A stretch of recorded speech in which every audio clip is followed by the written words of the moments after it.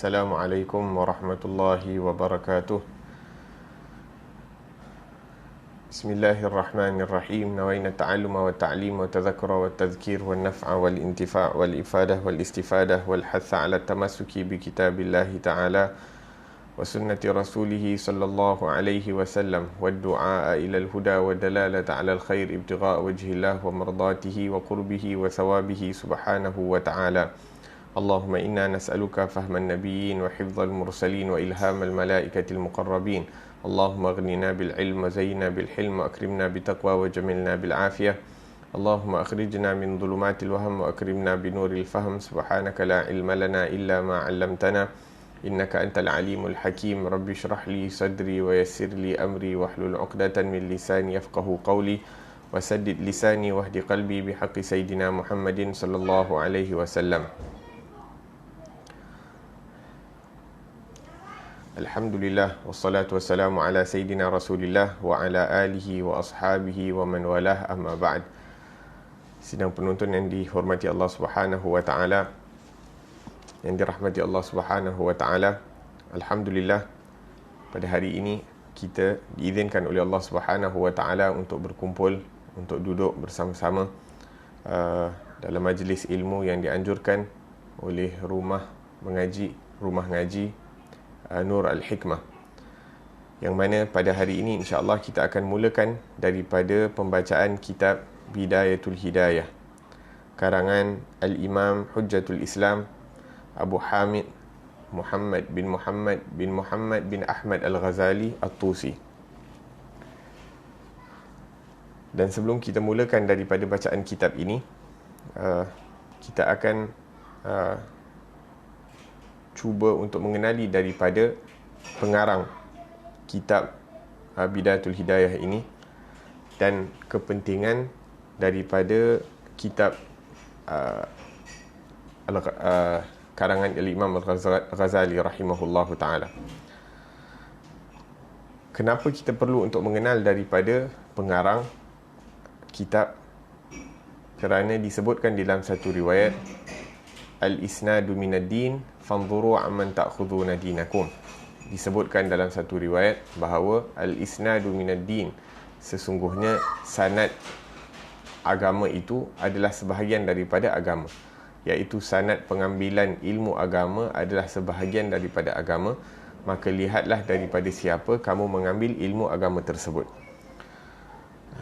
Nah, ilmu ada macam-macam ilmu, yang mana ilmu ini merupakan senjata ataupun barang kehilangan orang mukmin, iaitu apa-apa ilmu yang bermanfaat ataupun apa-apa ilmu itu akan yang mendatangkan manfaat buat manusia, itu merupakan harta kehilangan orang mukmin. Maksudnya mana-mana dia jumpa dia boleh ambil.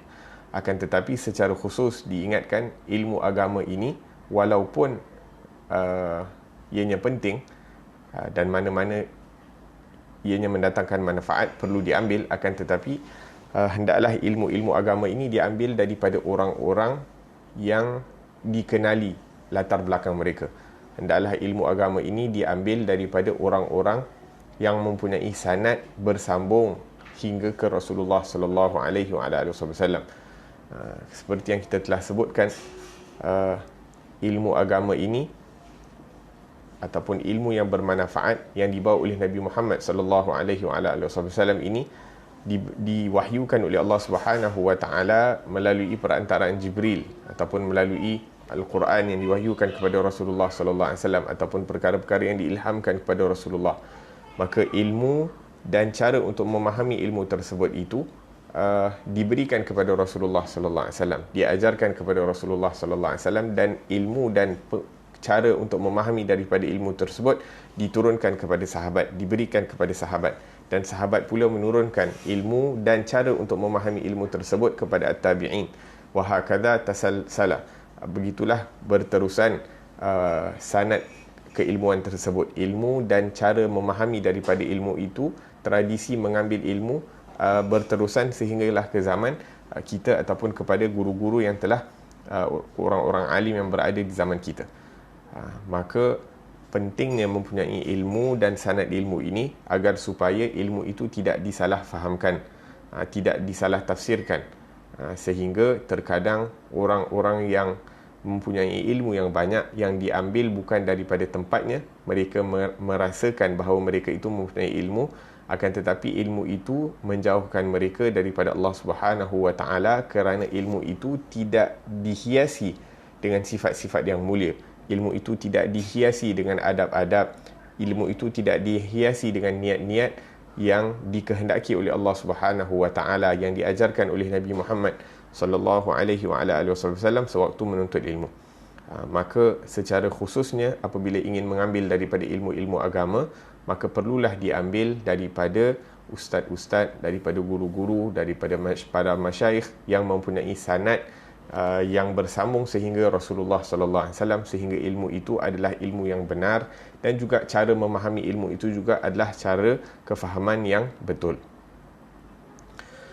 La ilaha illallah. Naam. Dan jadi daripada sini kita dapat ketahui bahawa walaupun ada banyak guru-guru ataupun banyak ustaz-ustaz yang ada di luar, akan tetapi kita boleh pilih yang mana yang kita rasa selesa untuk mengambil daripada ilmu mereka selepas kita mengetahui daripada latar belakang mereka.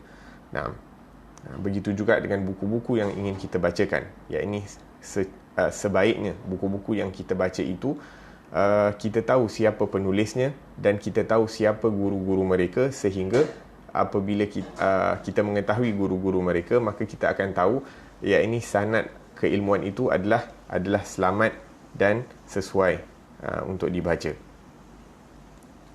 La ilaha illallah. Naam. Dan zaman dulu berbeza dengan zaman sekarang. Zaman sekarang mungkin kalau nak tahu seseorang itu belajar daripada mana, ditanya universiti mana dia belajar, sehingga ataupun tengok ijazah mana, dari mana dia dapat.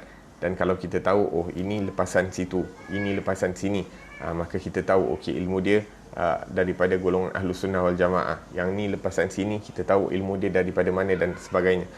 Orang zaman dulu, ya ini kita bertanyakan tentang siapakah guru mereka. Apabila guru mereka itu memberikan cop bahawa orang ini telah menjadi seorang alim, maka kita akan percaya daripada syahadah yang diberikan oleh guru tersebut. Seperti yang kita dengar tentang Al-Imam Asy-Syafi'i rahimahullahu ta'ala, dan juga kita akan dengar tentang kisah Imam Ghazali rahimahullahu ta'ala telah diiktiraf Imam Ghazali ini oleh gurunya, yang mana gurunya itu merupakan orang alim, orang yang dihormati, orang yang disegani di waktunya.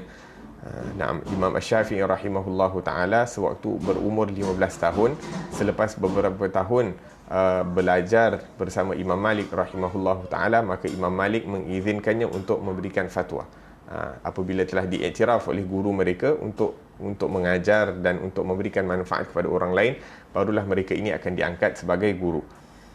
La ilaha illallah. Akan tetapi sekarang ni terkadang kita tidak belajar bersama guru ataupun tidak duduk dengan waktu yang agak lama bersama seseorang guru itu, sehingga kita mendapat tarbiyah, mendapat didikan yang sempurna terhadap ilmu. Dan apabila tak ada perkara-perkara tersebut, bila jadi guru kadang menyesatkan orang ataupun membuatkan orang keliru tentang agama Allah Subhanahu wa taala, wal iyad billahi tabaraka wa taala. Naam, kita akan mulakan daripada pembacaan kitab Bidayatul Hidayah ini dari bahagian belakang. Daripada bahagian belakang. Ini kitab Bidayatul Hidayah ini kita akan buka pada muka surat 175.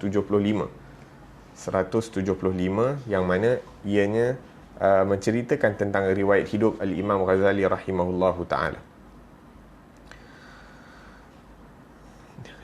Disebutkan di sini riwayat hidup Al-Imam Ghazali rahimahullahu ta'ala. Beliau lahir pada tahun 450 Hijri dan meninggal dunia pada tahun 505 Hijri.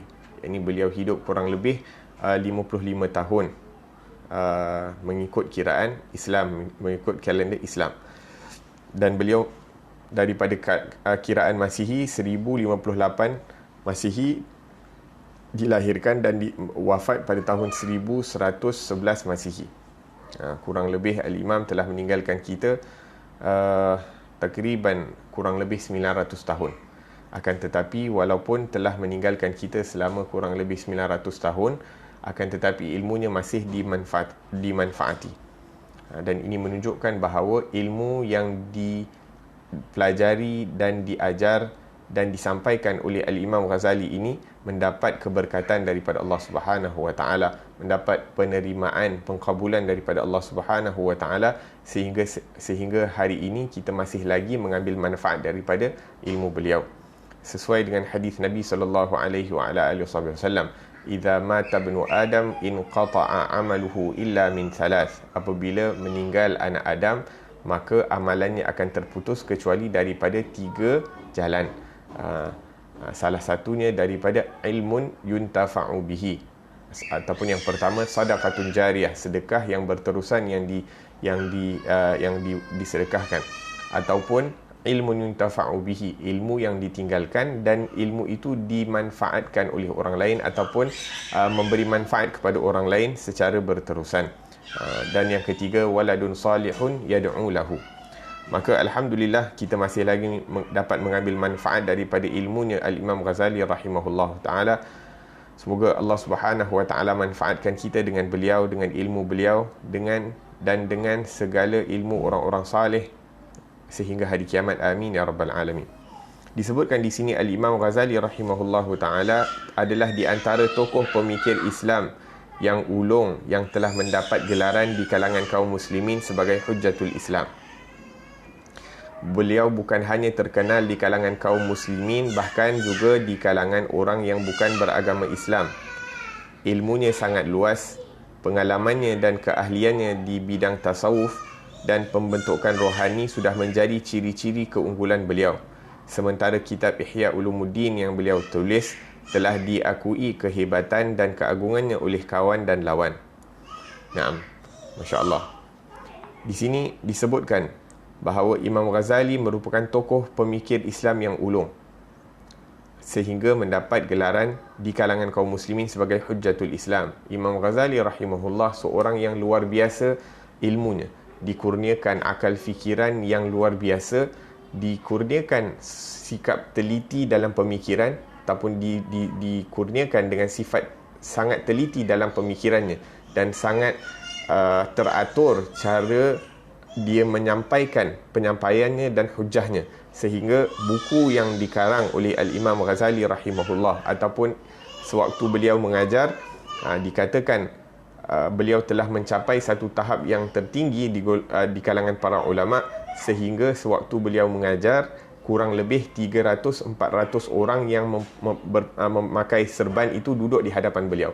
Nak katakan zaman dulu ini orang yang pakai serban ni hanyalah orang-orang alim, orang-orang alim. Jadi yang orang alim yang duduk di depan beliau sewaktu mengajar kurang lebih 300-400 orang. Dah capai satu tahap, dah macam maha guru, yakni macam guru besar di kalangan para ulama, yakni dia guru kepada para ulama, Imam Ghazali rahimahullahu taala.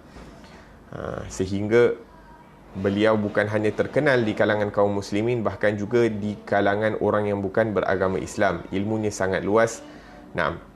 Maka beliau, ilmunya dan penulisan Imam Ghazali rahimahullahu ta'ala dipelajari bukan hanya di kalangan orang-orang Islam, bahkan di kalangan orang-orang yang bukan Islam.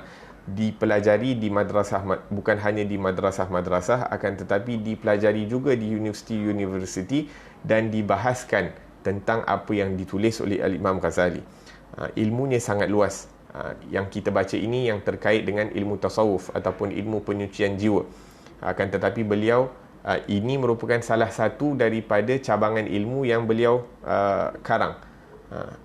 Dan buku yang paling kecil dan yang terakhir beliau karang sebelum beliau wafat. Sebelum ini ada buku lain yang terkait dengan ilmu tasawuf, iaitu Minhajul Abidin. Ada ilmu yang ada buku yang lain yang lebih famous, ataupun buku karangan yang paling famous daripada karangan Imam Ghazali rahimahullah, iaitu Ihya Ulumuddin. Begitu juga beliau mengarang dalam bidang fiqh, beliau mengarang dalam bidang usulul fiqh, beliau mengarang dalam bidang falsafah dan sebagainya. Nak menunjukkan, dan setiap ilmu itu bukan hanya dikarang satu kitab tentang ilmu tersebut, akan tetapi dikarang beberapa kitab dalam setiap cabangan ilmu agama Islam. Dan bukan hanya beberapa kitab yang biasa, akan tetapi dikarang kitab-kitab yang besar nilainya, yang mana boleh dikatakan sebagai bahan rujukan ataupun ensiklopedia dalam bidang tersebut. Iaitu beliau menulis ensiklopedia dalam bidang fiqh, ditulis kitab seperti ensiklopedia di dalam bidang fiqh dan juga dalam bidang usul dan bidang tasawuf dan sebagainya. Wahakadha, betapa luasnya ilmu Al-Imam Ghazali rahimahullahu ta'ala. Pengalaman dan keahliannya di bidang tasawuf dan pembentukan rohani sudah menjadi ciri-ciri keunggulan beliau, sehingga disebutkan bahawa orang-orang yang bukan Islam ini, mereka buat tesis mempelajari sama adakah penulisan Imam Ghazali ini lebih memberi kesan kepada orang ataupun kerohanian Imam Ghazali ini yang memberikan kesan kepada manusia. Manakah yang memberi kesan yang lebih kepada umat manusia? Maka dikatakan kedua-duanya memberi kesan yang banyak, yang seimbang, iaitu penulisannya juga memberi kesan kepada hati yang membaca, dan daripada bidang tasawuf, kerohaniannya juga memberi kesan yang kuat kepada manusia. La ilaha illallah. Sementara kitab Ihya Ulumuddin yang beliau tulis telah diakui kehebatan dan keagungannya oleh kawan dan lawan. Naam.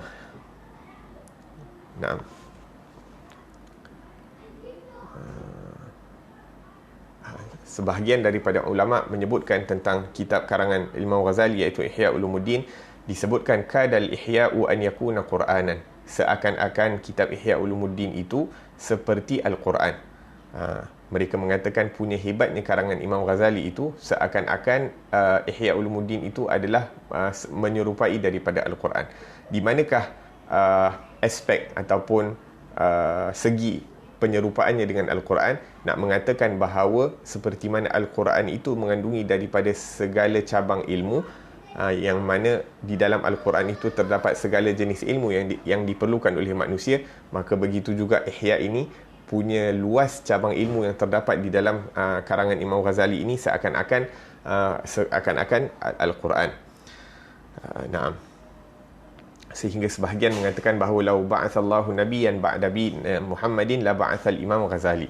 Nah, sehingga ada yang mengatakan bahawa kalaulah Allah Subhanahu wa taala mengutuskan nabi selepas Nabi Muhammad sallallahu alaihi wasallam, maka diutuskan Imam Ghazali dan mukjizatnya akan berada dalam kitab-kitab karangannya rahimahullahu taala. Yang ini nak mengatakan kalau ianya diperbolehkan, tapi kita mengetahui dan kita yakini bahawa Nabi Muhammad sallallahu alaihi wasallam merupakan penutup bagi segala nabi dan ketua bagi segala nabi sallallahu alaihi wa ala alihi wasallam. Naam. Nama beliau ialah Muhammad bin Muhammad bin Ahmad Abu Hamid Al-Ghazali At-Tusi. Daripada nama beliau ni kita dapat mengetahui betapa kecintaan mereka terhadap Nabi Muhammad sallallahu alaihi wasallam, berapa dalam kecintaan ahli keluarganya dalam mencintai Rasulullah sallallahu alaihi wasallam. Namanya adalah Muhammad bin Muhammad bin Muhammad, 3 kali Muhammad, dan kemudian moyangnya Ahmad. Dan Imam Ghazali mempunyai satu saudara lelaki yang bernama Ahmad. Jadi nama dia Muhammad, nama abang dia ataupun adik dia bernama Ahmad. Abu Hamid, iaitu ayah kepada Hamid. Al-Ghazali ini merupakan satu gelaran yang diberikan kepada Imam Ghazali. Naam. Dan At-Tusi, Tusi ini merupakan tempat yang mana beliau datang. At-Tus, kawasan Tus merupakan sebuah kota yang ada di utara Iran. Maka Imam Ghazali ini merupakan orang Iran, bukan orang Arab, akan tetapi kesungguhan mereka dalam menuntut ilmu dan dipilih oleh Allah Subhanahu wa taala untuk menjadi penjaga ataupun pewaris daripada ilmu-ilmu kenabian itu, sehingga walaupun dia bukan orang Arab, akan tetapi dikarang kitab-kitab Arab yang luar biasa nilainya di sisi ulama orang-orang Islam, yang ini memberi manfaat kepada banyak orang-orang Islam ataupun secara khusus para ulama muslimin. Beliau dilahirkan dari kalangan keluarga yang miskin tetapi sangat kuat beragama.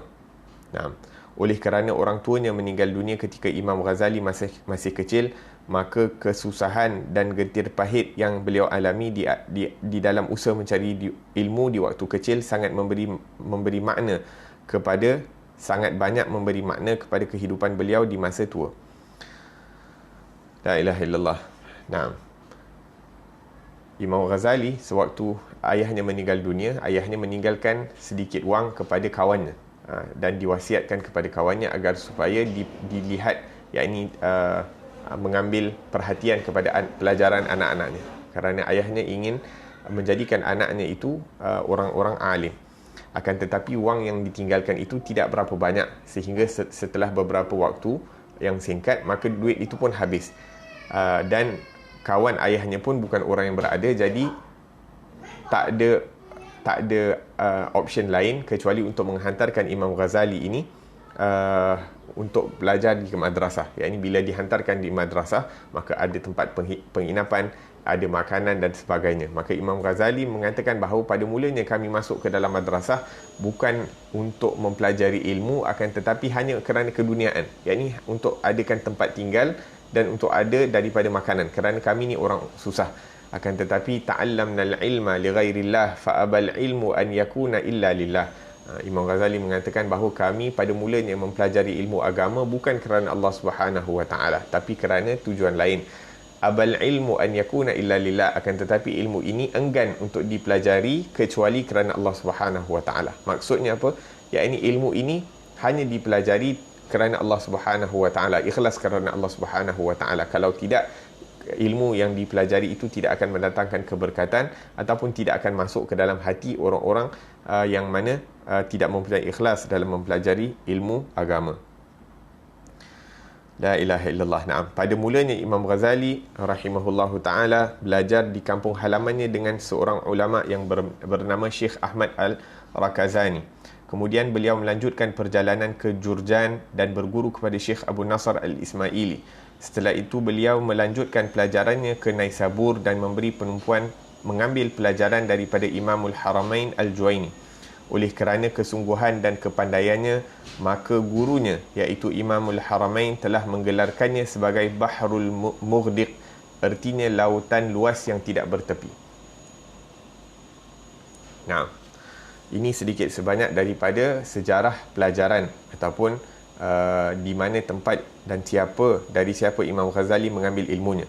Bermula daripada kampung halamannya, mempelajari daripada ulama yang berada di kampung halaman. Kemudian beliau pergi ke bandar di kota mempelajari, dan kemudian melanjutkan pelajaran ke luar negeri ataupun luar negara, sehingga mengambil ilmu daripada Imamul Haramain. Imamul Haramain merupakan salah satu imam yang besar di dalam madhab Al-Imam Asy-Syafi'i rahimahullahu ta'ala. Di sini menunjukkan bahawa untuk mendapatkan ilmu yang hebat, yakni perlulah mempelajari ilmu itu daripada orang yang hebat. Sahabat-sahabat Nabi SAW menjadi orang yang hebat kerana duduk di bawah guru yang paling hebat. Kemudian tabi'in menjadi hebat kerana mereka belajar daripada orang yang hebat, orang yang belajar daripada Rasulullah wa hakadha. Maka kalau kita tengok sirah-sirah orang-orang saleh, orang-orang beragama yang hebat, orang-orang agama yang hebat, mereka ini semuanya duduk merendahkan diri, menghinakan, beradab di hadapan guru-guru yang hebat, sehingga mereka juga menjadi orang-orang yang hebat di masa akan datang. Disebutkan dalam satu pepatah Arab, man khadam qadam, barang siapa yang berkhidmat kepada orang-orang saleh, barang siapa yang berkhidmat kepada para masyayikh, barang siapa yang berkhidmat kepada ahli-ahli ilmu, maka dia akan dikedepankan oleh Allah Subhanahu wa taala, akan dikurniakan ilmu dan keberkatan terhadap ilmu tersebut daripada Allah Subhanahu wa taala. Sehingga Imam Ghazali diberi pengiktirafan daripada gurunya iaitu Imamul Haramain Al-Juwaini sebagai seorang yang mempunyai ilmu yang sangat luas seperti lautan yang tidak bertepi. Radhiyallahu anhum wa ardah. La ilaha illallah. Dan di sini juga kita boleh pelajari bahawa untuk mengubati daripada kejahilan, untuk mengubati daripada penyakit-penyakit hati, yakni perlulah seseorang itu mencari daripada ahlinya, untuk mengubati daripada kejahilan, untuk menjadi orang yang berilmu. Ya, ini kita sebagai contoh, kalau contohnya kita sakit, orang yang sakit perlu dia pergi doktor yang berdekatan dahulu, pergi doktor berdekatan dekat kawasan kampung halaman. Kalau doktor di kampung halaman boleh tolong, Alhamdulillah. Tapi kalau tak boleh tolong, perlu untuk dia pergi ke kawasan bandar. Doktor yang berada di kawasan bandar yang mungkin lebih mahir daripada doktor-doktor yang ada di kawasan kampung halaman. Kemudian kalau doktor tersebut tak dapat nak mengubati, maka mereka akan pergi ke tempat yang lebih jauh untuk mencari orang-orang yang lebih mahir untuk membaiki daripada penyakit tersebut. Wahakata.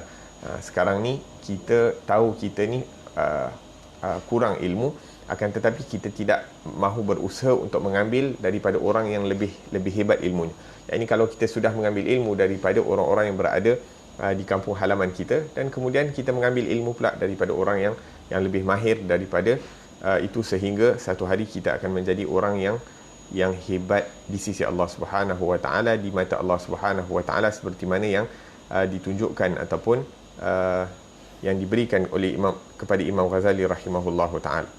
Akan tetapi sekarang ni berapa ramai orang yang bersungguh-sungguh dalam menuntut ilmu, berapa orang yang bersungguh-sungguh bersusah payah untuk mencari ilmu, mereka daripada ustaz-ustaz yang ada di kampung halamannya, ustaz-ustaz yang berada di negerinya, ustaz-ustaz yang berada di negaranya, ustaz-ustaz yang berada di negara jiran, sebagai contoh, ustaz-ustaz yang berada di serata dunia. Itulah kesungguhan ilmu yang perlu untuk kita ada, sehingga di mana sahaja ilmu itu ada, kita ambil daripada ahlinya. Disebutkan tentang kisah sahabat Nabi SAW, mereka bersafar, iaitu mereka memulakan perjalanan yang jauh daripada kota Madinah sehingga ke tempat yang jauh, masalah di Syam dan sebagainya, hanya untuk mengambil satu hadis daripada orang yang pernah mendengar hadis tersebut daripada Rasulullah sallallahu alaihi wasallam. Betapa bersungguh-sungguhnya mereka dalam mendapatkan ilmu. Akan tetapi alhamdulillah sekarang ni kita dipermudahkan untuk mendapatkan ilmu. Alhamdulillah banyak daripada pengajian-pengajian online yang diadakan, yang dianjurkan dan sebagainya. Cuma hanya kita saja untuk menyediakan diri kita ini untuk memberi masa untuk mengambil daripada ilmu-ilmu yang merupakan warisan daripada baginda Rasulullah sallallahu alaihi wasallam. Al-ulama lam yuwarithu dinaran wala dirhaman. Sesungguhnya para ulama tidak meninggalkan, tidak mewariskan, para anbiya tidak mewariskan daripada harta dan juga harta benda dunia, akan tetapi mereka mewarisi daripada ilmu yang bermanfaat. Barang siapa yang mengambil daripada ilmu tersebut, maka dia telah mengambil bahagian yang besar daripada peninggalan para nabi. Naam, kemudian disebutkan di sini apabila Al-Imamul Haramain meninggal dunia pada tahun 478. Naam, 478, kurang lebih umurnya Imam Ghazali baru 28 tahun. Yakni umur 28 tahun telah menjadi seorang alim yang luas ilmunya seperti lautan yang tidak bertepi. Maka Imam Ghazali rahimahullah ta'ala telah pergi ke muaskar dan bertemu dengan Al-Wazir, iaitu Menteri Nizamul Mulk, yang sangat banyak menaruh minat terhadap ilmu dan para ulama. Nizamul Mulk ni seorang yang sangat menyukai daripada ilmu dan para ulama. Maka disediakan tempat untuk mengajar, disediakan macam universiti untuk mengajar daripada para pelajar. Setelah Al-Wazir Malik Al-Mulk mengetahui akan kehebatan Imam Ghazali rahimahullah, beliau terus sahaja melantiknya sebagai maha guru di Madrasah Al-Nizamiyah di Baghdad. Dan Baghdad pada ketika itu merupakan kota ilmu, gedung ilmu. Sedangkan Imam Ghazali pada masa itu baru mencapai usia 34 tahun. Satu kedudukan yang paling tinggi dalam dunia Islam yang belum pernah disandang oleh seorang ulama yang masih muda seperti Imam Ghazali pada waktu itu. Dan teruslah beliau menjadi maha guru di madrasah ini, dan dari masa ke semasa kedudukan beliau bertambah kuat dan pengaruhnya bertambah luas, sehingga penghormatan yang diberikan kepada beliau melebihi penghormatan yang diberikan kepada pihak atasan dan penguasa. Beliau mengajar di madrasah ini lebih kurang 10 tahun. La ilaha illallah. Yakni Allah Subhanahu wa taala Allah Subhanahu wa taala telah memberikan kemuliaan dan mengangkat darjat Imam Ghazali rahimahullah melalui ilmu yang diberikan Allah kepada beliau. Dikatakan punya pengaruh Imam Ghazali punyalah kuat, punyalah besar, sehingga dia lebih dimuliakan daripada para pembesar, para pemimpin dunia pada ketika itu. Naam, akan tetapi apabila Allah Subhanahu wa taala berkehendak untuk memberikan satu cahaya ke dalam hati untuk kembali kepada Allah Subhanahu wa taala, tidak tertipu dengan ilmu pengetahuan, tidak tertipu dengan pengaruh, tidak tertipu dengan segala kekayaan dan sebagainya, maka dicampakkan seakan-akan cahaya al-ba'ith sebagai suatu perkara yang cahaya yang akan menggerakkan seseorang ini untuk menuju kepada Allah Subhanahu wa taala dengan ikhlas. Naam. Maka setelah itu timbul di hati Imam Ghazali rahimahullah satu keinginan yang sangat mendesak untuk meninggalkan kedudukan yang tinggi itu, sehingga akhirnya beliau mengambil keputusan untuk beruzlah dan memberikan perhatian kepada dirinya sendiri. Ya, ini. Naam. Satu keinginan yang sangat mendesak untuk meninggalkan kedudukan yang tinggi itu. Naam. Maksudnya ini merupakan satu ujian, ya, ini dimurahkan rezeki ataupun diberikan rezeki, diberikan kepimpinan, diberikan segala daripada perkara-perkara dunia ini merupakan satu ujian. Maka Imam Ghazali menyedari perkara tersebut dan membuat keputusan untuk bersendirian. Tidak mahu lagi akan kemasyhuran, tidak mahu lagi akan daripada perkara-perkara yang beliau dapati daripada waktu tersebut. Maka pada tahun 488, kurang lebih umur Imam Ghazali pada waktu itu 38 tahun. 38 tahun beliau pergi meninggalkan Baghdad dan meninggalkan segala kekayaan, pangkat dan penghormatan. Dan untuk seterusnya beliau melazimkan diri mempelajari ilmu tasawuf dan penyucian jiwa. La ilaha illallah. Orang yang mempunyai ilmu yang hebat di dalam fiqh, orang yang mempunyai ilmu yang sangat hebat dalam ilmu usulul fiqh, orang yang sangat hebat ilmunya dalam bidang akidah, orang yang sangat hebat ilmunya dalam bidang falsafah, orang yang sangat hebat ilmunya dalam berdebat dan sebagainya, akan tetapi menyedari bahawa perkara yang paling penting untuk beliau mengambil sebagai bekalan untuk bertemu dengan Allah Subhanahu wa taala adalah ilmu penyucian diri. Menyucikan diri ini daripada segala perkara-perkara yang tidak disukai oleh Allah Subhanahu wa taala. Beliau pada mulanya pergi ke Damaskus, negeri Syam, dan beruzlah di sana lebih kurang 2 tahun. Kemudian beliau pergi menunaikan ibadah haji ke Makkah Al-Mukarramah dan ziarah Madinatul Munawwarah dan Bandar Quds, Palestina. Kemudian beliau kembali ke Syria dan beliau suka beruzlah di Masjid Al-Jami' Al-Umawi, Damaskus. Dan di sana beliau mengarang kitab beliau yang masyhur itu, iaitu Ihya Ulumuddin. Naam. La ilaha illallah. Maka mulalah perjalanan Imam Ghazali rahimahullahu taala untuk menyucikan dirinya, berjalan dari satu tempat ke tempat yang lain, daripada di kota Syria dan sebagainya, dan kemudian menziarahi tempat-tempat yang mulia, iaitu Makkahul Mukarramah dan kemudian Madinatul Munawwarah, menziarahi Rasulullah sallallahu alaihi wasallam, dan juga menziarahi daripada kota yang diberkati sekelilingnya oleh Allah Subhanahu wa taala. Subhanalladzi asra bi 'abdihi lailan minal masjidil haram ila al masjidil aqsa alladzi barakna haulahu. Kota Makkah itu diberkati tempatnya. Kota Madinah itu diberkati dengan kewafatan Rasulullah ataupun diberkati dengan keberadaan Rasulullah sallallahu alaihi wasallam di sana. Masjidul Quds diberkati sekelilingnya dengan kewujudan para anbiya, para nabi yang banyak di Palestin. Maka di sini juga kita ambil pelajaran bahawa kalau kita ada rezeki, yakni kita niatkan untuk menziarahi daripada tempat-tempat yang mempunyai keberkatan yang banyak, yang mana telah didiami oleh para kekasih Allah Subhanahu wa taala daripada kalangan an-nabiyyin, para nabi dan para rasul dan as-salihin. La ilaha illallah. Naam. Kemudian beliau beruzlah kembali ke Syria dan suka beruzlah di Masjid Jami' Al-Umawi. Di sanalah beliau mengarang kitab beliau yang masyhur, iaitu Ihya Ulumuddin. Naam. La ilaha illallah. Disebutkan tentang Ihya, man lam yaqra al-Ihya falaysa lahu haya. Barang siapa yang tidak membaca daripada kitab Ihya Ulumuddin, maka dia itu tidak mempunyai haya. Dalam bahasa Arab, haya ini merupakan sifat malu. Sifat malu. Man lam yaqra' al-Ihya, kitab Ihya, falaysa lahu haya. Barang siapa yang tidak membaca daripada kitab Ihya, maka dia tidak mempunyai hakikat sifat malu. Malu kepada Allah Subhanahu wa taala. Kita mungkin kadang malu kepada manusia, tapi tak malu untuk melakukan perkara-perkara yang dilarang oleh Allah Subhanahu wa taala. Tidak malu melakukan perkara-perkara yang mana ianya akan dipersembahkan kepada baginda sallallahu alaihi wasallam. Kata Nabi, ya ini a'malu ummati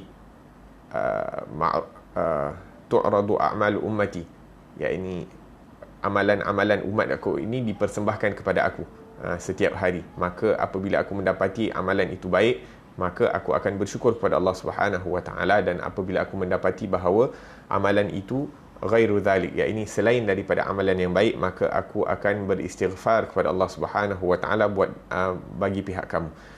Maka walaupun kita mempunyai seorang Nabi yang masih lagi mendoakan, masih lagi beristighfar buat kita di alam barzakhnya, akan tetapi di mana kita nak letak muka kita, bagaimana kita mampu untuk ya ini menyedihkan hati Rasulullah sallallahu alaihi wasallam dengan perbuatan-perbuatan kita, dengan penglihatan kita, dengan pendengaran kita, dengan percakapan kita, yang mana ianya melanggari daripada perintah Allah Subhanahu wa taala. Maka dengan membaca daripada kitab Ihya Ulumuddin ini, barulah kita akan mendapat hakikat sifat malu di hadapan Allah, hakikat sifat malu di hadapan Rasulullah sallallahu alaihi wasallam. Berkata seorang alim, Syekh Ali Al-Jufri, beliau mengatakan bahawa ya rawahid aibahu biqiraatil Ihya, seseorang dapat melihat daripada keburukan dirinya apabila dia membaca daripada kitab Al-Ihya. La ilaha illallah. Naam. Dan disebutkan oleh seorang alim, seorang ulama, bahawa tanda-tanda seorang alim itu merupakan ulama yang baik ataupun ulama akhirat adalah beliau cenderung kepada kitab-kitab karangan Imam Ghazali.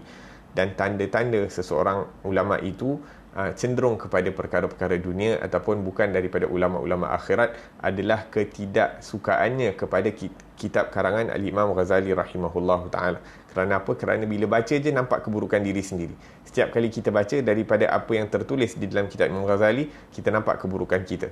Maka setengah orang dia tak suka nampak keburukan diri dia sendiri. Dia suka nampak diri dia bagus je. Akan tetapi disebutkan bahawa man yuridillahu bihi khairan bassarahu bi'uyubi nafsih. Barang siapa yang dikehendaki Allah akan kebaikan buat dirinya, akan diperlihatkan keburukan dirinya. Seorang alim lagi mengatakan bahawa barang siapa melihat dirinya dengan penglihatan yang merasakan dirinya itu lemah, maka itulah penglihatan yang Allah suka. Iaitu apabila dia melihat dirinya dengan kekurangan, maka Allah Subhanahu wa taala akan melihat kepadanya dengan keridaan. Akan tetapi apabila dia melihat diri dia dengan keridaan, yakni dia berpuas hati dengan keadaan dirinya, maka Allah Subhanahu wa taala akan melihatnya dengan kemurkaan, wal iyad billahi tabaraka wa taala. Maka dengan membaca daripada karangan Imam Ghazali seperti karangan Ihya dan sebagainya, kita akan merasakan akan kekurangan diri kita ini dalam bermuamalah, dalam beribadah kepada Allah Subhanahu wa taala. Setelah itu Al-Imam Ghazali pulang ke kampung asalnya, Tus, dan tinggal di sana lebih kurang 6 tahun. Kemudian pada tahun 499 beliau diminta oleh Fakhrul Malik, anak Nizamul Malik, supaya beliau dapat mengajar di madrasah Nizamiyah yang ada di Naisabur. Oleh kerana Imam Ghazali rahimahullahu ta'ala memandang bahawa beliau bukan hanya diciptakan untuk dirinya sendiri, tetapi juga untuk membimbing orang ramai, maka beliau bersedia memenuhi panggilan Fakhrul Malik untuk mengajar, Fakhrul Mulk untuk mengajar di madrasah Nizamiyah di Naisabur. Dan pada tahun 500 telah terjadi pembunuhan terhadap Fakhrul Mulk dan terjadi kekacauan dalam negeri, maka Imam Al-Ghazali rahimahullah memilih untuk pulang ke kampung asalnya Tus. Lalu beliau mengasaskan sebuah madrasah dan zawiyah ataupun pondok berhampiran dengan rumah kediamannya. Maka sejak dari itu beliau hanya mengajar di situ dan menghabiskan umurnya dengan mengajar, mengarang dan mendidik murid-muridnya yang datang mengaji di madrasahnya, sehingga beliau dipanggil ke hadrat Allah Subhanahu wa taala pada tahun 505 dan jenazahnya dimakamkan di Tabran Tus. Al-Imam Ibn Jauzi menghikayatkan daripada Imam Ahmad saudara Imam Ghazali rahimahullah, yang menceritakan peristiwa kematian Imam Ghazali rahimahullah ta'ala. Beliau berkata Imam Ahmad, iaitu saudaranya Imam Ghazali tersebut, setelah terbit fajar hari Isnin 14 Jamadul Akhir, saudaraku Imam Ghazali berwuduk dan terus sembahyang subuh. Selepas sembahyang subuh, beliau berkata, bawa ke sini kain kafanku. Lalu beliau mengambil kain kafan sambil berkata, aku telah bersedia untuk datang memenuhi panggilanmu dengan penuh ketaatan dan kepatuhan. Setelah itu beliau menghunjurkan kakinya menghadap kiblat dan terus menghembuskan nafas yang terakhir untuk memenuhi panggilan Tuhannya dengan penuh ketenangan. Semoga Allah Subhanahu wa taala mencurahkan kepada beliau akan rahmatnya yang luas, dan semoga Allah Subhanahu wa taala memberi keberkatan kepada kita dengan ilmu yang beliau tinggalkan. Amin ya rabbal alamin. Maka di akhir hayat Imam Ghazali, beliau kembali ke kampung halamannya dan beliau mendidik. Disebutkan bahawa beliau mengajar daripada Al-Quran dan juga mengajar daripada kitab-kitabnya yang lain, sehingga beliau dipanggil oleh Allah Subhanahu wa taala untuk kembali ke rahmatnya. Dan inilah tanda-tanda orang-orang yang dikasihi oleh Allah Subhanahu wa taala, iaitu mendapat husnul khatimah indal maut. Seperti mana beramallah kamu seperti kamu akan dimatikan seperti mana kamu beramal sewaktu kamu hidup. Kamu akan dimatikan dengan keadaan seperti mana kamu beramal di waktu hidup. Maka kalau kita nak dimatikan dalam keadaan yang baik, maka perlulah kita untuk mengisikan kehidupan kita di dunia ini dengan perkara-perkara yang baik, sehingga dengan kebiasaan kita melakukan perkara-perkara yang baik itu, maka kita akan dimatikan dalam keadaan yang baik insya-Allah taala. Dan kita juga sentiasa memohon daripada Allah Subhanahu wa taala akan husnul khatimah. Dikatakan bahawa apabila seseorang itu memohon daripada Allah Subhanahu wa taala husnul khatimah indal maut, kematian yang baik, maka syaitan akan mengatakan bahawa anak Adam ini telah merosakkan plan aku, menghancurkan aku punya plan dengan beberapa saat. Iaitu aku berusaha sedaya upaya untuk merosakkan kehidupannya, merosakkan ibadahnya kepada Allah Subhanahu wa taala, akan tetapi apabila dia mengetahui akan hakikat, iaitu penutup yang baik itu adalah apabila diberikan amalan yang baik itu adalah apabila diberikan penutup yang baik, maka syaitan seakan-akan menyesal ataupun gagal dalam usaha untuk menyesatkan anak Adam. Sehingga Imam Ghazali ini sebelum nak meninggal dunia, selepas solat subuh, beliau telah bersedia dalam keadaan berwuduk, lalu mengambil kafannya. Aku telah bersedia untuk datang memenuhi panggilanmu dengan penuh ketaatan dan kepatuhan. La ilaha illallah. Dan berapa ramai orang-orang yang dipilih oleh Allah Subhanahu wa taala, orang-orang salih ini, yang mana mereka meninggal dalam keadaan berwuduk. Mereka, sebahagian daripada mereka meninggal dalam keadaan bersujud kepada Allah Subhanahu wa taala dalam ketaatan. Maka inilah peninggalan ataupun pengakhiran yang baik. Semoga Allah Subhanahu wa taala kurniakan kepada kita, ahli keluarga kita, anak-anak kita, zuriat kita juga peninggalan ataupun husnul khatimah yang baik sewaktu kita menghadap Allah Subhanahu wa taala. Amin ya rabbal alamin.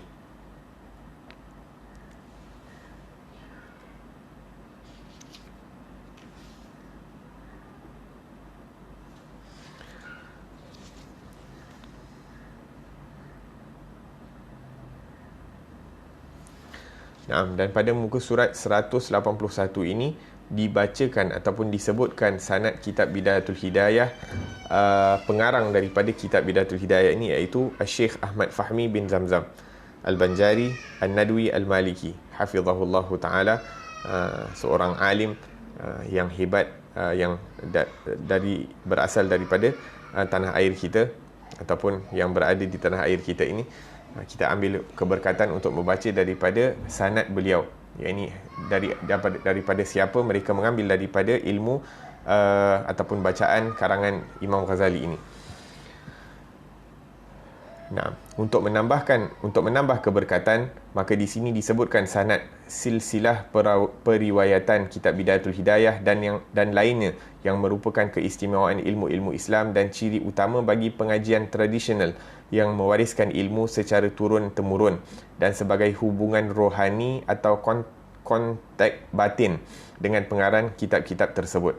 Sanad itu ialah Berkata hamba yang banyak berdosa lagi sangat berkehendak kepada ampunan Tuhannya. Ahmad Fahmi bin Zamzam, Abu Ali Al-Banjari, iaitu bangsanya, An-Nadwi kelulusannya, Al-Maliki gelaran yang dianugerahkan oleh gurunya, Asy-Syafi'i mazhabnya, Asy-Syadzili tariqatnya, hafizahullahu taala. Saya riwayatkan sekalian kitab-kitab karangan Imam Ghazali rahimahullahu taala dari guru saya Al-Allamah Musnidud Dunya Syekh Muhammad Yasin bin Isa Al-Fadani Al-Makki. Naam, Syekh Muhammad Yasin bin Isa Al-Fadani ni merupakan orang yang berasal daripada Indonesia, daripada Padang. Akan tetapi beliau ini dikurniakan pengurniaan yang luar biasa daripada Allah Subhanahu wa taala, sehingga di zaman kita ini mutaakhirin, yakni sanad-sanad keilmuan, baik daripada segi qiraat, baik daripada segi fiqh, baik daripada segi penyucian jiwa, baik daripada berbagai jenis ilmu, bidang-bidang ilmu ini, semua sanad keilmuan akan melalui kepada beliau, sehingga beliau dipanggil Musnid ad-Dunya, orang yang mempunyai sanad daripada serata dunia. Iaitu beliau ini mengambil sanad ilmu ini daripada seluruh ulama serata dunia, sehingga apabila beliau menjadi seorang ulama yang besar, yakni semua ulama mengambil sanad daripada dia. Yakni sewaktu dia muda, dia bersungguh-sungguh dalam menuntut ilmu dan mengambil sanad daripada banyak ulama di serata dunia, sehingga beliau mempunyai sanad yang banyak.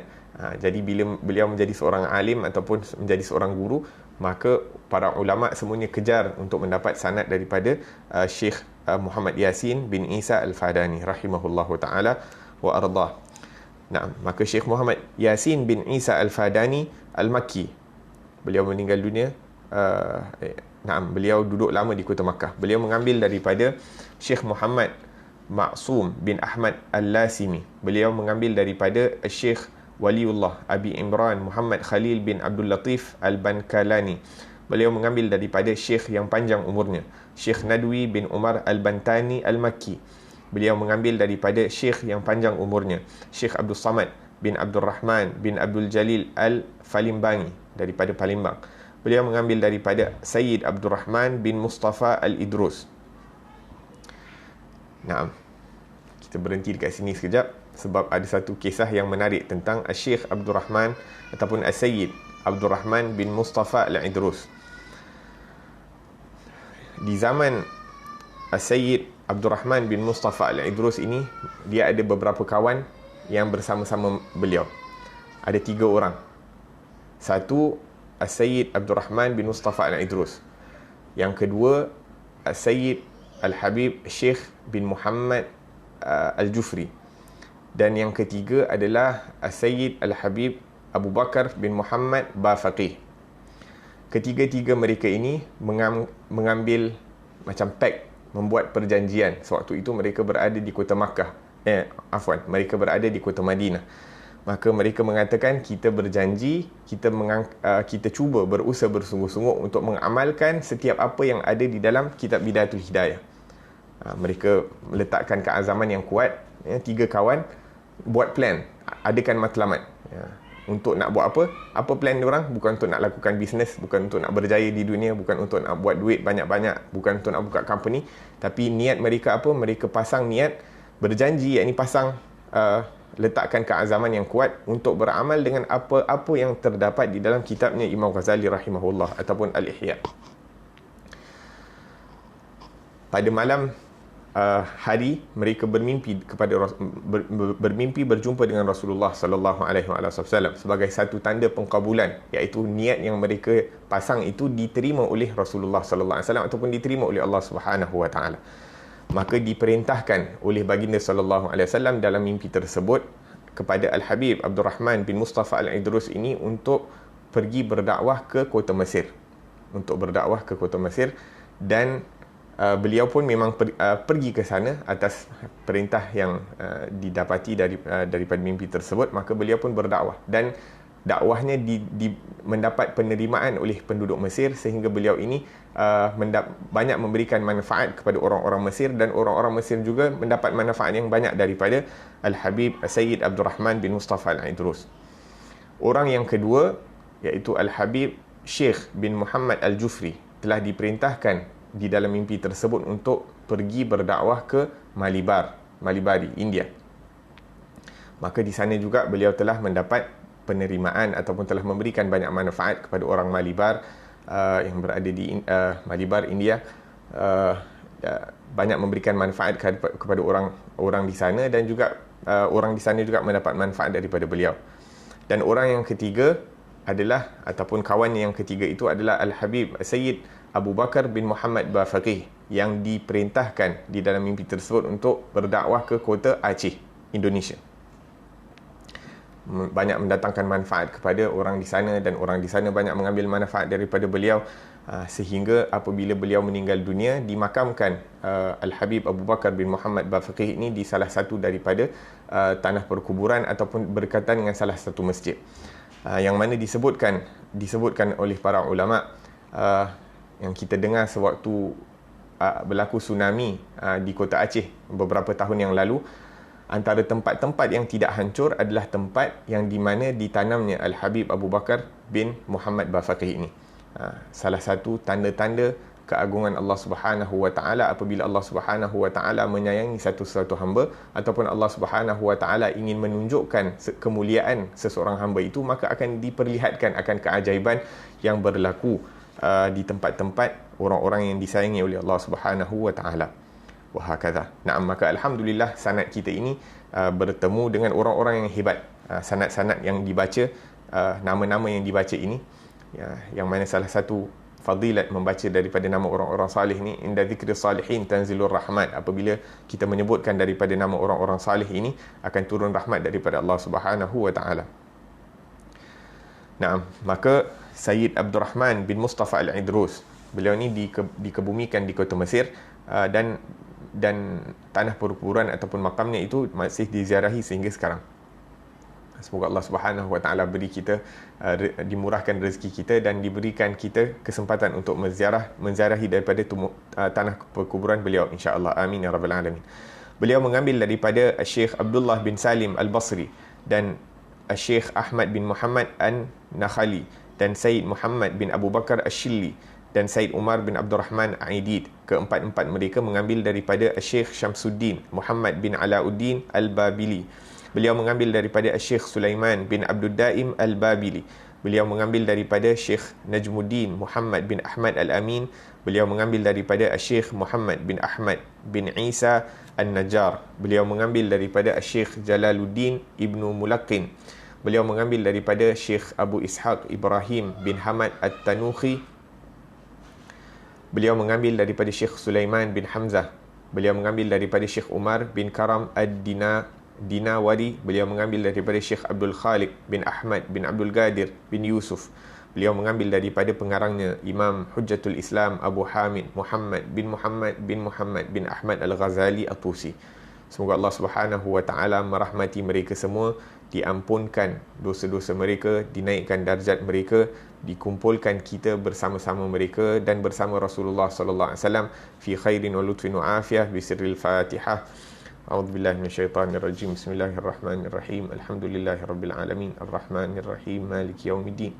Iyyaka na'budu wa iyyaka nasta'in. Ihdinas siratal mustaqim. Siratal ladzina an'amta 'alaihim ghairil maghdubi 'alaihim waladdallin. Amin. InsyaAllah pada pengajian yang akan datang kita akan masuk perbahasan daripada mukaddimah kitab ini. InsyaAllah ta'ala, semoga Allah Subhanahu wa ta'ala manfaatkan kita dengan Imam Ghazali, mendapat daripada ilmunya yang luas, mendapat semangatnya Imam Ghazali dalam menuntut ilmu, sehingga kita juga mendapat semangat yang kuat dalam menuntut ilmu dan dalam mendekatkan diri kepada Allah Subhanahu wa taala. Begitu juga buat ahli keluarga kita, anak-anak kita, zuriat kita hingga hari kiamat. Amin ya rabbal alamin. Ala hadhihi kullina salih jami' akhiratid dunya wal akhirah wa ila hadratin nabi Muhammadin sallallahu alaihi wasallam. Al-Fatihah. A'udzubillahi minasyaitonir rajim. Bismillahirrahmanirrahim. Alhamdulillahirabbil alamin. Arrahmanir rahim. Maliki yaumiddin. Iyyaka na'budu wa iyyaka nasta'in. Ihdinas siratal mustaqim. Siratal ladzina an'amta 'alaihim ghairil maghdubi 'alaihim waladdallin.